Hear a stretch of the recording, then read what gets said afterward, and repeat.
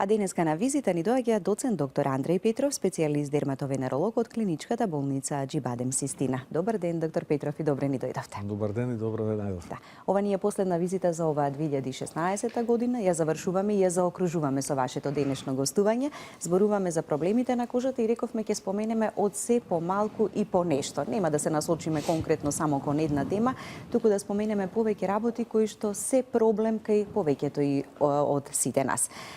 Кожата ни е најголемиот орган на нашето тело, не штити од надворешните влијанија, односно ја штити внатрешноста на организмот, меѓутоа честопати се појавуваат и одредени здравствени проблеми.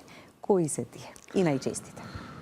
Та, кожата е, како што рековте, најголемиот орган на човековото тело. Веројатно затоа и промените кои се јавуваат на кожата се многобројни и различни, и она што е предност е што можеме да ги видиме, за разлика од останатите органи за кои треба одредени визуализирачки техники за да се види што се случува.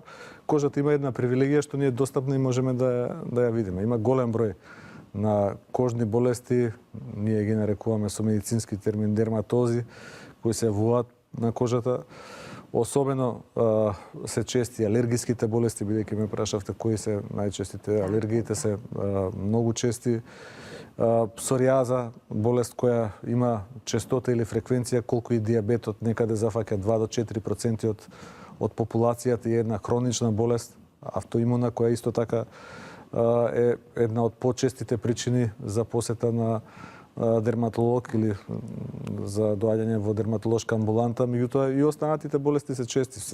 Себореа, атопискиот дерматит, атописките болести, голем процент од популацијата ја зафаќаат. Не можеме да ги избегнеме ниту туморите на кожа, кои за жал се почести заради тоа редовните прегледи, правилните контроли, придржувањето до она што го кажуваат докторите од особена важност, за да може да се на време откријат и да се лекуваат. Така, во секој случај не смееме да ги игнорираме и да ги занемаруваме, треба редовно да правиме прегледи и да го проверуваме сето тоа. Некои имаат сува, некои масна, некои пречувствителна кожа, и тоа е одреден проблем, ама сепак не толку сериозен и толку страшен колку овие останатите, нели, кои што малку се и подолготрајни и поупорни и бараат малку повеќе внимание. Можеме ли со заштита на кожата во зимскиот период да почнеме со тоа, бидејќи сувата кожа сега е присутна кај повеќето од нас, распукува, па се раскрварува, па не чеша, па не боли, како да ја заштитиме кожата во овој период? Да, кожата е различна. Карактеристиките на кожата се генетски детерминирани. Да. Како што некој има сини очи, некој има кафеави очи, некој има сува кожа, некој има масна кожа. И едната и другата состојба може да водат до одредени болести или одредени пореметувања, и затоа треба да се препознаат. Сувата кожа е особено честа во зимскиот период, заради тоа што времето е студено, заради тоа што не работат доволно силно потните и лојните жлезди, што во летото не е случај. Летото работат засилени и заради тоа е подмачка на кожата, меѓутоа во зимски услови тие помалку продуцираат секрети, заради тоа кожата е многу по-сува. Затоа таа е предиспонирана кон пукање, кон црвенило, иритации, и особено кај пациентите со атописки дерматити, со конституционално сува кожа, значи некаде 15% од популацијата се смета дека се раѓаат со конституционално посува кожа. Кај нив во зимскиот период промените се интензивираат, се јавуваат чешање по кожата, се јавуваат црвенило во одредени делови на кожата, особено во така наречените флексорни делови или превојните делови, каде што се допираат две површини, кое може да биде проследено со иритација, некоја знае да биде со силен вознемирувачки јадеж, особено во зимските услови. Тука препорачуваме она што е наш совет на пациентите, меѓутоа и до вашите гледачи, до сите кои имаат некакви проблеми со сувоста на кожата, е таа што повеќе да се мачка со неутрални кремови, со хипоалергенски препарати, значи кои не содржат парфеми, кои не содржат парабен, кои со нанесувањето на подлогата на кожата практично ја прават поотпорна на влијанието на надворешните фактори, со тоа спречува да овие промени се јават, или доколку се јават, да се јават во многу помал обем од она што би било доколку кожата не би се штитила со неутрални кремови, меѓутоа и механичката заштита со облека, со ракавици, со значи сето тоа исто така. Од студеното време мораме така да се заштитуваме, бидејќи ден по ден кожата си трпи и еден ден ќе се појават и тие, нели, распукани делови, иритацијата и болката дури тука е присутна. Да.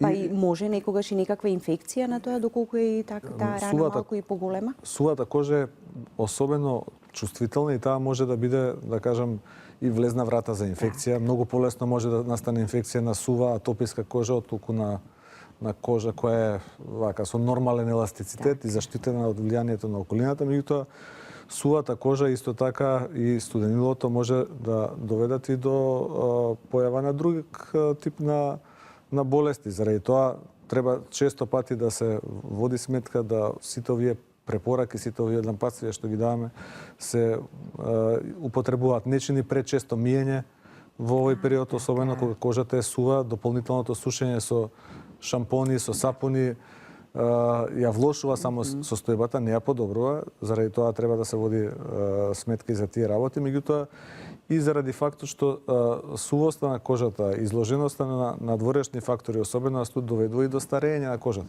Како што сонцето доведува до старење на кожата, така и студот си го прави своето ветрот, влијание. сувоста на кожата доведува до старење на кожата, до појава на брчки. Заради тоа е добро да сите овие работи што ги зборуваме се ја негуваме. Ја негуваме и ја заштитуваме. И се грижиме. Тоа е еден вид на здравствена култура која е многу важна. Така, во зимскиот период некако како двојно да се пресушува кожата, надворе студено времето, ветер, а пак внатре дома кога сме во затворени простории е посув воздухот, па и тоа не дозволува влажност на кожата, па и на едното и на другото место некако. Па мултифакториелно е, многу работи имаат влијание. И она што ви кажав, заради тоа што не е доволно топло, лојните и потните жлези работат со намален капацитет, не продуцираат толку секрет.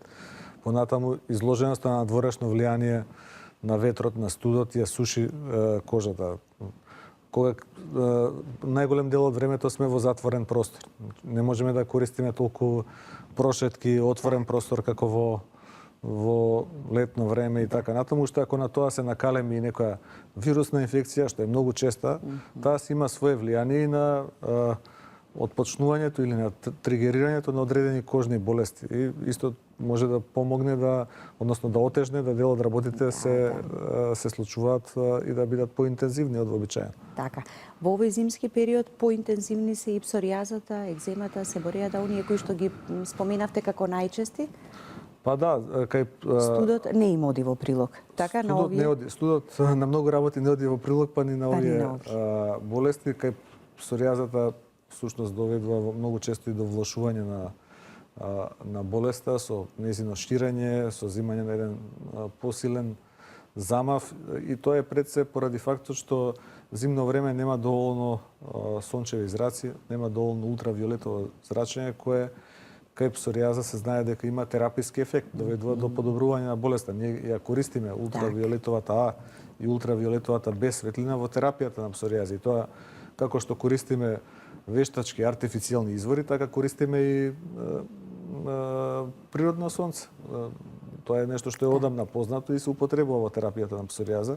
Зимно време, за жал, бројот на сончеви денови е многу помал и тоа си има своја рефлексија и на болеста. Меѓутоа, и самиот стил на живот, начинот на живот во зимно време исто така има свое влијание, особено на некој друг тип на болести.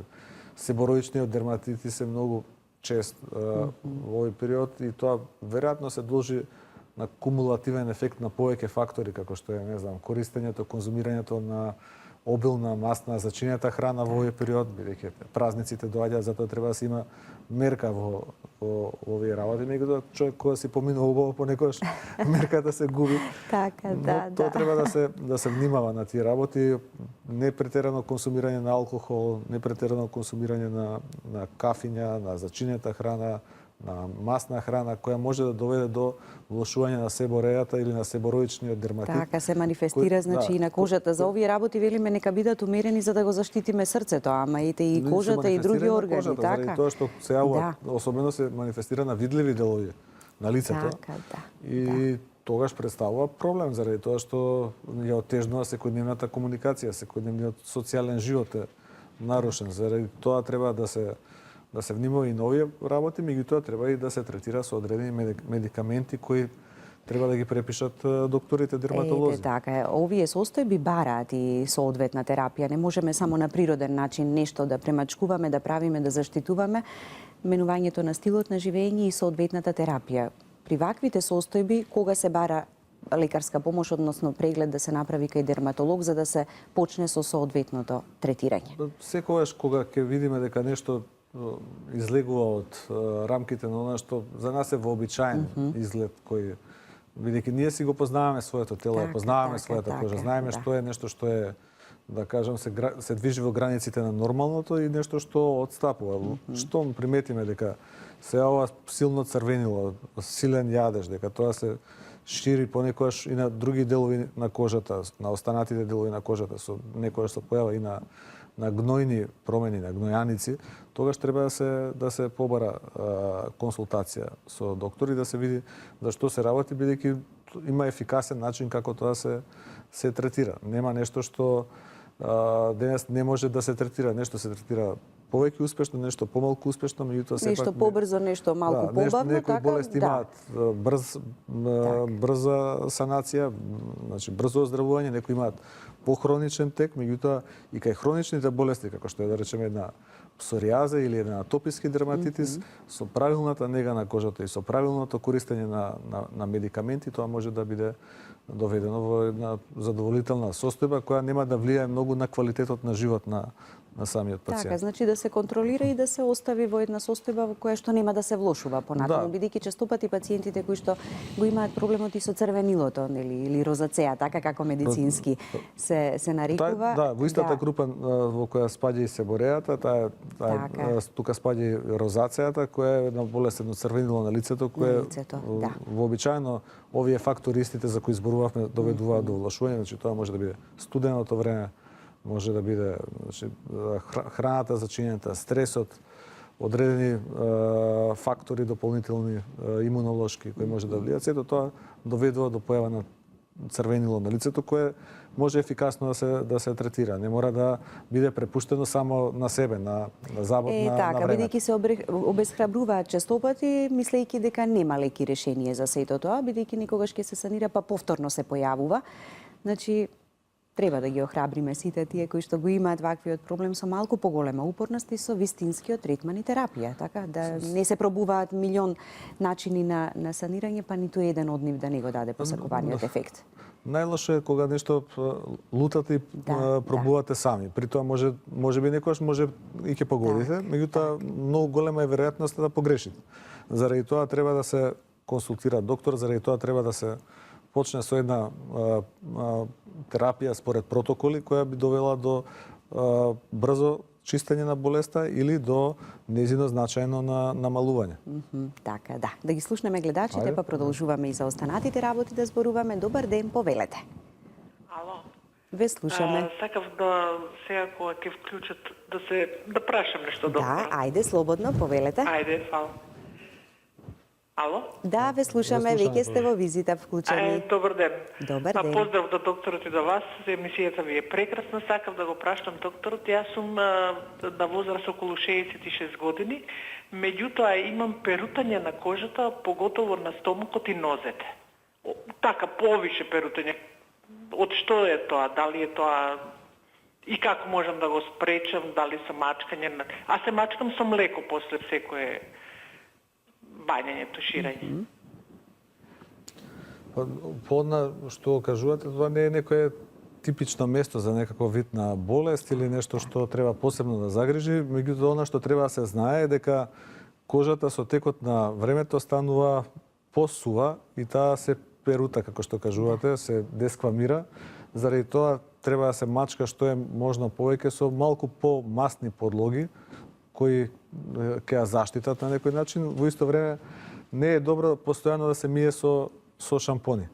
Значи, секојдневното миење со шампон е погрешно и е штетно. Значи, тоа не само што нема да спречи инфекции, тоа ќе предизвика сушење на кожата, незино перутање, па дури и полесна врата за одредени инфекции, отколку да тоа се прави, не знам, еднаш до два пати неделно, што ние го советуваме, бидејќи на тој начин не се обезмастува кожата и може да се користат специјални купки, маслени купки со масло, кое самото има својство на подмачкување на кожата. Тоа е она што треба да се прави, да биде гледачката упорна во тоа. Вака по она што го зборува не изгледа дека е некој сериозен здравствен проблем, меѓутоа доколку има било каква потреба и пречи, да. И пречи може ова да го користи, Така, меѓутоа доколку има потреба може во секое време да се јави на доктор и да користи медицински совет. Така, за да се најде вистинското средство кое што и после бањањето, после туширањето би се нанело така на тоа место за да и секогаш е подобра работа да се види, затоа што вака се кога ќе се праша од прилика ние можеме да сугерираме за што се работи, меѓутоа категорично можете да тврдите во оној момент кога ќе видите за што се работи, кога ќе направите преглед и ќе испитате тоа што треба да се испита. Така, да.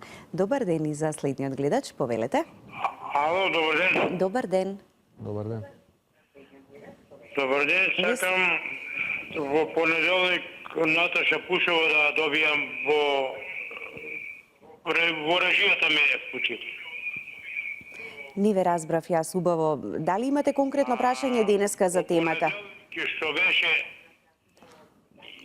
Така, барате контакт од докторката што била пред некој ден.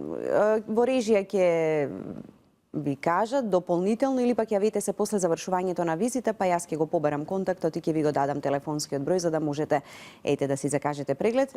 Од она што сватив, сега конкретно прашање за оваа тема немате. Добро, продолжуваме понатаму со останатите гледачи. Добар ден и за вас, повелете. Добар ден. Ало? Да, ве слушаме. Повелете, ве слушаме. Добар ден. Добар ден.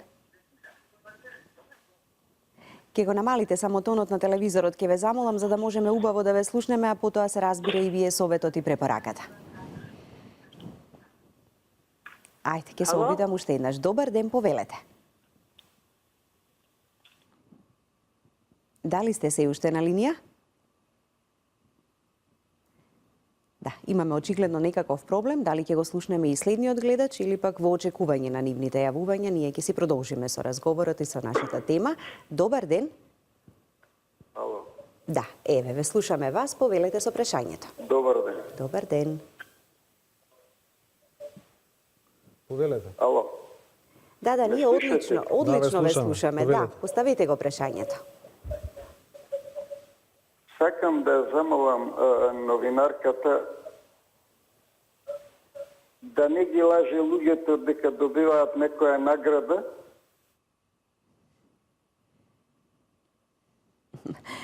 Никого не лажеме. Верувајте дека тие луѓе кои што нашите гледачи кои што се јавиле и добиле подарок од визита, можат овде слободно да дојдат и да си ги подигнат подароците, да ги земат подароците. Ви благодарам во секој случај за јавувањето.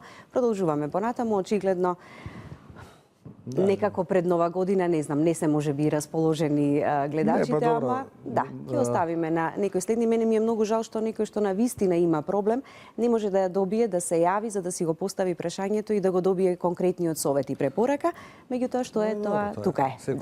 Секој може да постави прашање, тоа што смета дека го интересира од темата. Така. Чи она што исто така треба да се внимава во зимскиот период, тоа е и покрај тоа што е зима, често пати одиме на планина, користиме да кажам убавините сезоната на скијањето, ама и не само скијачите, сите оние кои што сакаат да уживаат во зимата и во снегот. Тука треба да се внимава многу и да се нанесуваат заштитни фактори за сонце, заради тоа што сонцето на планина на високи места, значи е особено штетно во овој период, бидејќи е неколку кратно посилно отколку вообичаеното сончење. Значи уште поштетно и она во летниот период, од кое што само постојано зборуваме дека мораме да се штитиме. Многу брзо се гори и може многу да влие на одредени кожни промени кои се јавуваат, дали се тоа изгореници на кожата, дали се одредени преканцерозни состојби или одредени карциноми на кожата. Тоа е нешто што треба да се води сметка, бидејќи предстојот на скијање, понекогаш знаеме да се заборавиме, често пати мислиме дека па што ќе користиме заштитен фактор, не е лето. Меѓутоа тој заштитен фактор за сонце е многу важен и за овие работи, меѓутоа е важен и од аспект на превенција на оние флеки на лицето од сонцето кои настануваат, кои се особено чести после 40-та година како годините поминуваат, се повеќе и потоа велиме зошто ми се појавија флеки, зошто ги имам флеките, а потешко ќе биде потоа да се отстранат тие, така? Отстранувањето е секогаш можно, меѓутоа е проблем, не е така едноставно, но она што треба да се знае дека тоа може да се превенира. Со употреба на заштитни фактори за сонце, тоа може ефикасно да се превенира. Нормално дека генетскиот фактор, генетиката има свое влијание, некој ги има повеќе, некој има помалку, но во суштина тоа може да се превенира со користење на заштитни фактори за сонце и тоа да бидат заштитни фактори за сонце 50+, кои се силни протектори против УВА и УВБ зрачење и тоа може многу да помогне во намалувањето на овие последици од предстојот, не знам, на сега ќе почне и почната веќе сезоната на скијање, одењето на зимување, децата се распуштаат и тоа е се нешто што треба да се има предвид во овој период. Така, бидејќи долготрajно доколку сме изложени на зимското сонце, може многу поголеми последици да направи и поголеми изгореници, бидејќи на лицето, другите делови се заштитени така во зима, отколку она во лето. Особено па посебно и луѓе кои што имаат некои бемки или пак некоја раничка од претходно или пак нешто друго. Тука може да се манифестира?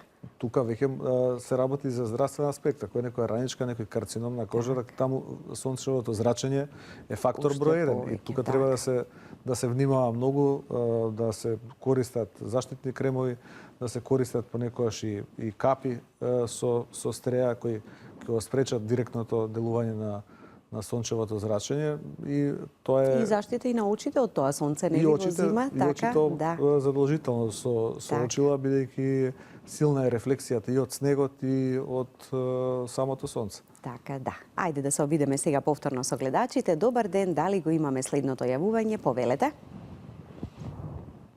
Добар ден. Дали имаме гледач на линија? Да ве слушнеме и вас, нема во ред, во очекување на јавувањето, очигледно може би имаме некакви проблеми со телефонските линии. Не можеме да не го споменеме и да не го занемариме карциномот на кожата. Да, карциномот на кожа е, особено базоцелуларниот карцином на кожа, тој е најчест тумор воопшто во популацијата. Нема почест. И иако е најчест, се работи за еден тумор кој има релативно добар исход, особено ако на време се препознае и ако се третира. Карциномите на кожата се директно поврзани со количеството на сончево зрачење и се јавуваат секогаш, најчесто на фотоекспонирани делови, значи на лицето, на рацете, на нозете кај жени. Тоа е нешто што е многу често и нешто што од сите кожни тумори има најдобар исход, меѓутоа во исто време е толку често мора да се препознае, бидејќи па нетретирањето на тој тумор прави локални дефекти. Тој не метастазира, меѓутоа ја разјадува, ја раздробува кожата на тие места. Така се работи за една сериозна работа која треба да се препознае. Тоа е да кажам, од сите тие малигни тумори, ние го нарекуваме полумалигни или семималигни, заради тоа што никогаш не дава оддалечени метастази, никогаш не дава метастази по лимфни патишта и по крвни патишта и заради тоа, ако се препознае на време со една релативно едноставна хируршка интервенција може да се среди со стојбата и треба да се внимава секој, зашто кај пациенти кај кои се појавил еден, може натаму во животот да се појават и други такви исти или слични тумори на кожата. Покрај тоа има и по-тешки тумори на кожата во делот на планоцелуларните карциноми кои се јавуваат. За жал се повеќе малигни меланоми. Меланом тоа е еден од најмалигните тумори воопшто, сигурно најчестата причина за смрт од кожни болести и треба на време да се открие, бидејќи и таму раното откривање на овој тумор создава можности тој што има добра прогноза ефикасно да се третира. Затоа што ако се фати во првите стадиуми или во инситу стадиум или во еден или во 2 стадиумна болеста, тогаш е многу едноставно да се со самата операција реши туморот и да со голема доза на веројатност сметаме дека пациентот е излекуван. Меѓутоа, доколку се оперира во подоцнежните стадиуми на болеста, без разлика и на оние заштитни рабови околу, во околината, во здраво што се прават, веројатноста е голема дека туморот ќе се повтори и ќе даде своји одредени метастази во делот на внатрешните органи. Така, затоа е добро следењето на бемките, доколку нели ги имаме. Човек сам односно и со одење редовно на преглед кај дерматолог, меѓутоа и самите ние да ги забележиме сомнителните промени. Па да, треба еднаш И вие тогаш годишно. востановувате така која бемка треба подолго да се следи, која треба да се остави настрана, кои се поризични, кои не. Денес две работи се јасни во научната јавност, дека еднаш годишно е редовното време за следење на дермоскопско на овие пигментни промени, бенки народски кажа. И втора работа дека кога се работи за меланом, се работи за меланом од самиот почеток на болест. Проблемот е што во самиот почеток меланомите многу наликуваат на оние обични бенки. И не може да се каже дали се работи со голо око, клинички за бенка Па или ниту за... пак сами можеме ние сами може да предпоставиме, ниту па понекогаш и докторот може сам да заклучи за што се работи. Значи дали се работи за бенка или се работи за меланом. Меѓутоа затоа постојат одредени методи на исследување како што е дермоскопијата, со кои со поголемо зголемување, 30 или поголемо, некојаш и до 100 пати, се визуализира таа пигментна мрежа која постои и на тој начин се откриваат дали се работи за меланом, за малигни тумори или се работи за една обична безопасна бенка на кожата која постои. Заради тоа што зрастената култура и со сите овие ваков тип на емисии кои вие ги правите и воопшто во популацијата се зголемува, голем дел од пациентите денес кои доаѓаат. Особено од женската популација, бидејќи па тие некако да кажам се поодговорни околу наблюдувањето на сопственото тело, се откриваат во многу рани стадиуми, во инситу стадиум кога туморот не е ни продрен под мембраната или во првиот стадиум на болест, што да речеме не било случај во некој период претходно и тоа најмногу се должи на зголемената здравствена култура на населението и сите овие кампањи. Како што е Юромеланома, кампањата која оди во сите земји во Европа, меѓутоа се ова што го зборуваме и колегите и јас во ваквите прилики. Така. Се надминували полека стравот кај пациентите дека одстранувањето на бемката може полошо да направи отколку подобро, бидејќи кај повеќето е присутен тој страв. Да, многу мина. Па и затоа и можеби и некогаш долго време оставале нели за Имаме за жал и такви случаи. Тие се ретки, меѓутоа имаме за жал случаи кај што заради страв од тоа да се дојде на доктор, се доаѓа веќе во фаза кога ништо не може да се помогне. Односно кога лекувањето е само палијација. Значи олеснување на животот онолку колку што тој пациент ќе живее. Мислам дека таа табу тема се повеќе се разбива и дека таа заблуда што е добро, нели? Што е добро, таа заблуда дека баба му или не знам кој или комшиката му рекла некому немој да го чепкаш тој младеж или таа бенка, знам еден кој ја фаќаше, ја оперираше и потоа почина, тоа е нешто што воопшто не соодветствува на вистината.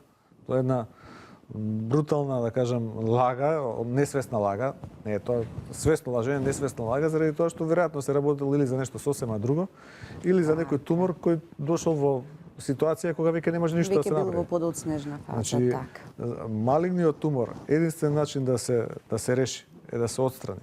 И тоа во медицината е јасно. Тој сам од себе, со тоа што ќе го чуваме и ќе го размножуваме, нема да си помогнеме, нема да се повлече самиот од себе. Така да тоа е начин како да се на овие работи пристапи. Мислам дека се повеќе луѓе доаѓаат, ние им го објаснуваме тоа.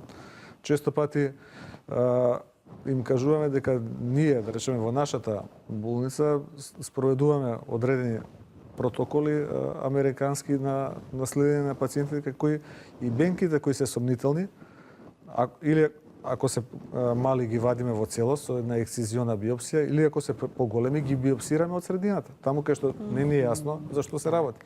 Зошто? Затоа што е докажано дека механичката травма не може да предизвика трансформација на болеста. Баш поради оној факт што ви го напомнав пред малку дека денес во научната јавност е јасно дека кога се работи за меланом, тоа е меланом од самиот почеток. нема меланоми од бенки, како што порано мислевме, и меланоми де ново или од ново што се јавуваат. Значи се работи за еден меланом што е тежок да се препознае во првата фаза, особено кај оној површно ширечки меланом или кај лентиготип од една бенка. Тогаш е тешко да се препознае и заради тоа голем дел од пациентите треба да се свесни и гледачите и воопшто популацијата дека треба да прават чести контроли. Сосема доволно е тоа да биде еднаш годишно. Така. Ниту одзема време, ниту одзема енергија, едноставен е прегледот, а со самиот преглед веќе ќе се знае што понатаму да се прави и на колку време нели сето тоа да се проверува. Не е штетен, Так, не е тоа не е зрачење, штетен, да. може да се прави кај мали деца, може да се прави кај бремени жени, значи нема никаков негативен ефект врз здравјето и денес има студии кои покажуваат дека дермоскопијата како метод го има значително подобрено откривањето на малигниот меланом и значително побрзо, во побрза фаза се откриваат овие тумори. Со тоа студиите покажуваат дека и времето на живење, преживување кај пациентите со малигни меланом е многу зголемено. Така. Постои опасност кога веќе ќе имаме таа бемка, некогаш да се откачи, да се закачи, зависи на кој, во зависност од тоа на кој дел од телото е, нели на некое незгодно место, па почнува да крвари, па и ред други нешта. Доаѓаат често исплашени голем дел од пациентите кога нешто ќе поткачат или не сакајќи го, или со дел од облеката, или не знам од механичка причина, од квака, од стол, од маса се потфатиле, тоа не е опасно. Значи, кога нешто е направено вештачки, артифицијално, механички и кога знаеме дека сме го откинале, сме го повредиле, тогаш причините за страв треба да бидат помали. Не велам дека не треба да се прегледа, меѓутоа причините за страв треба да се помали. Опасно е кога имаме некоја бенка или некој младеж кој почнува спонтано само од себе да крвари, без ништо да му направиме, кој почнува да ја минува бојата, кој почнува да се зголемува, почнува да се издигнува над површината на кожата. Тоа се некои така нареченото А, Б, С, Д правило, тоа се акроними од англиските зборови, асиметрија, граница, боја и диаметар на промената, тогаш е нешто што треба да ни и тоа е она што треба да го забележуваме и да го гледаме како промена дали се случува. Дека се случува и ако видиме дека има и крварење на таквата бенка, тогаш тоа е нешто што треба да ни побуди сомневање дека можеби нешто се случува што не е добро и дека треба да побараме совет на доктор. Така, повозрастните луѓе над 65, 70 години, па воопшто веројатно и не ни помислуваат дека треба нешто да направат некаков преглед на кожата. Кај нив може да бидат посериозни состојбите, така? Се знае дека како напредува возраста, така меланомот е почест. Иако да речеме тоа е најчестиот тумор воопшто кај млади жени во третата деценија, значи почест од било кој малигни тумор што го имаат. Сепак честотата на меланомот е најголема околу, значи после 50-та година од животот. И како времето проаѓа, така треба секоја една пигментација нова, која ќе се појави да побуди внимание и да не натера да дојдеме на доктор. Зошто? Заради тоа што како сите други работи, така и пигментациите, флеките, со текот на годините треба да слабеат, треба да се намалуваат. Значи, не е опасно кога ќе видиме кај некое дете дека се појавила некоја нова бенка или дека таа станала поцрна. Бидејќи кај децата, како што органите растат, како што е интензивна активноста на сите ткива, така и меланоцитната активност е многу на пигментните клетки посилна и тие знаат да се сменат. Меѓутоа, ако кај еден возрастен човек после 50-та година некоја бенка почнува да поцрнува, тоа не е нешто што вообичаено треба да се случува. Напротив, таа треба постепено да станува посветла и посветла, бидејќи како што слабе е функцијата на другите органи, така слабе и меланоцитната активност во кожата. А ако веќе вакви промени има, значи ќе бидат некаков знак или аларм, некаков знак дека треба да се дојде да се провери, како симптом, како болка, како нешто што би ни било невообичаено, нема да почувствуваме така и затоа за жал некогаш ќе речат почина од карцином на кожа, така, ништо немаше претходно. Вообичаено како и голем дел од туморите и кожните тумори се асимптоматски. Значи тие не предизвикуваат болка. Во моментот кога ќе дојде до предизвикување на болка, веројатно веќе се работи за напредната, за расширена болест. И тоа е нешто што е главниот проблем во откривањето на сите генерално малигни тумори во телото. Меѓутоа, повторувам, кожата има една предност. Предноста е што е видлива. Значи, за да видите, не знам, желудник, треба да направите гастроскопија. Не можете да видите со голо око што се случува на слузницата, нити па тоа може сам пациентот да го направи. Кожата има една предност, што може да се види со голо око, може да се направи една само инспекција пред огледало, значи и да се види дали нешто се случува што прави одредени промени во однос на претходната состојба, што ни упатува на заклучок дека подобре е да отидеме да се прегледаме, да видиме на доктор за што се работи. И кога веќе таа предност ја имаме, многу е жално човек да настрада од таков здравствен проблем. Нешто што може да се превенира, секогаш не е во ред да не се искористи можноста за превенција. Има работи на кои не може да влијаеме, значи кои некогаш не можеме да бидеме ни свесни, меѓутоа има работи за кои може да бидеме свесни. Обичаено за тие работи за кои сме свесни можеме да покажеме и грижа и да гледаме како да ги промениме. Така, да. Да се обидеме повторно со гледачите. Добар ден, повелете. Добар ден. Добар ден, ете го имаме и следното јавување, повелете, ве слушаме. Јас се јавljam од Куманово. Така. Од Куманово се јавljam. Добро, да, ве слушнавме. Ја имам бенигни канцер на груди, на обе стране, на обе брадавице. Измеѓу брадавице имам на стари жени и мужи што викав тамо чашка каде е на груди. Имам едно флеку у виду на еден денар. Таа флека има 10 или 12 зрна као пченица. И тие зрнца, ако ги дирне човек, ме чешаат. Да. А докле не се дираат, мируваат. Што може да биде тој? Така, само бидете на линија, доктор Петров да ве праша нешто. Црвена ли е таа флека или каква е? Црвена ли е по боја или е кафена? Црнкасти су зрната. Нема Црнкасти су зрнцата. Треба да се види за што се работи. Значи може да бидат неколку работи. Значи ако се така како зрнца, ако е гранулирана, верукозна површина, вообичаено може и да не е нешто сериозно, може да е некоја кератоза или нешто што со текот на годините исто така се соголемува една бенигна промена, еден бенигни епидермален тумор. Меѓутоа, за точно да се види што е, треба да се поиде на доктор дерматолог и да се направи соодветна контрола.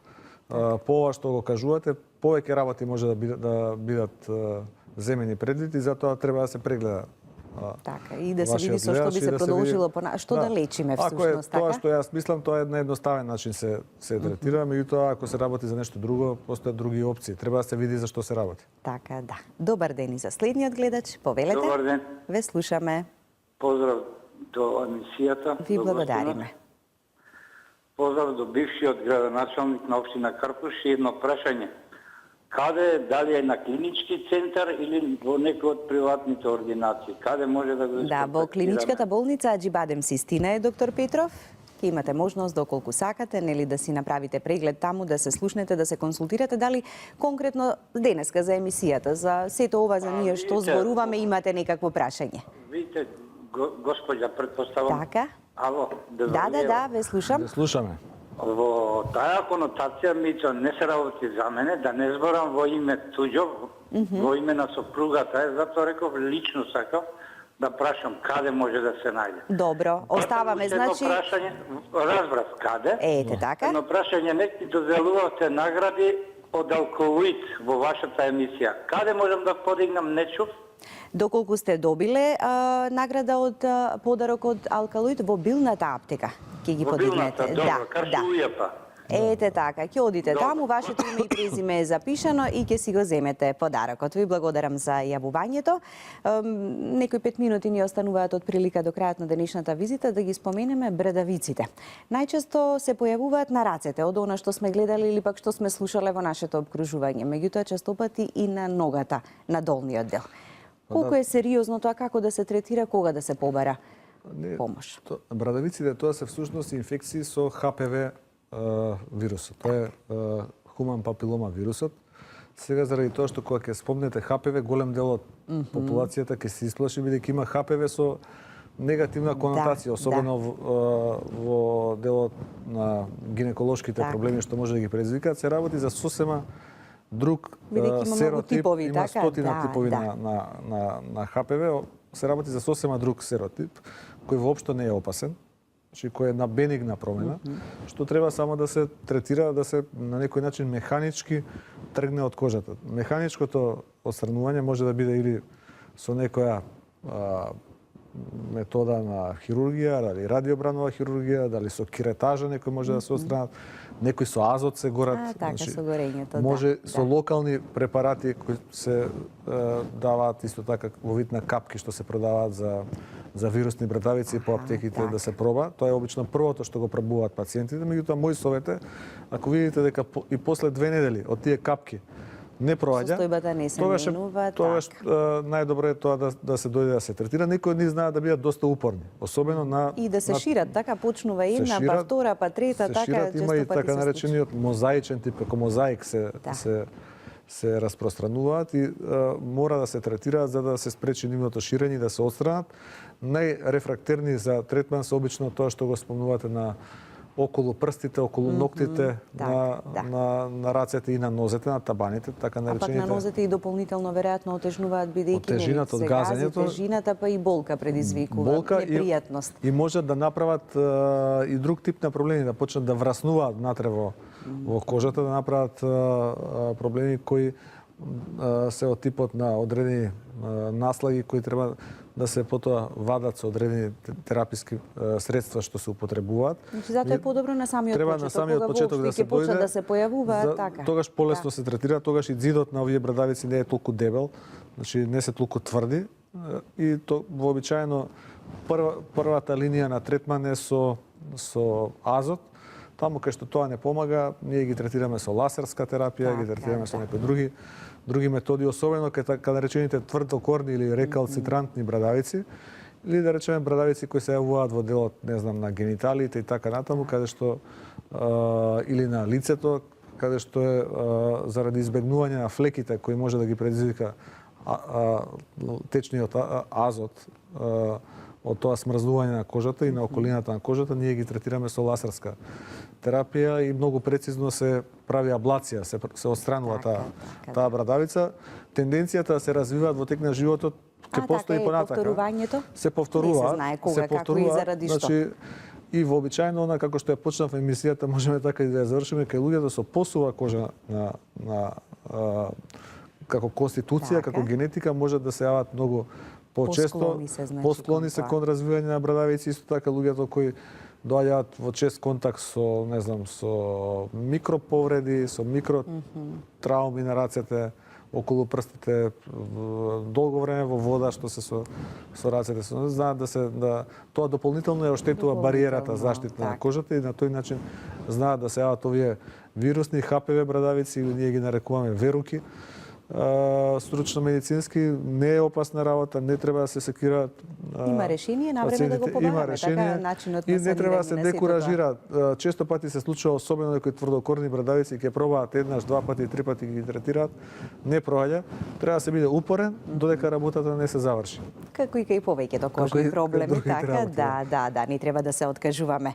Да ја негуваме, да ја чуваме кожата во текот на целата година, зимски летен период како и да, и доколку имаме некој од сериозните проблеми, така да не оставаме тоа да остане така на времето. Го имам проблемот, ќе си живеам со него и ќе се мачам. Така има начин како сето тоа да се санира. Секако во право сте, заради тоа што има проблеми кои може така да траат цел живот, меѓутоа има проблеми кои може да направат значителна штета на нашето здравје и заради тоа основна здравствена култура, особено кај луѓе со голем број на промени пигментни на кожата е еднаш годишно да се дојде на дерматолог, на контрола и да се провери состојбата. Доволно е да видиме дека се е во ред, тоа е сосема доволно и да се релаксира пациентот, меѓутоа и да продолжи со нормалниот живот. Да.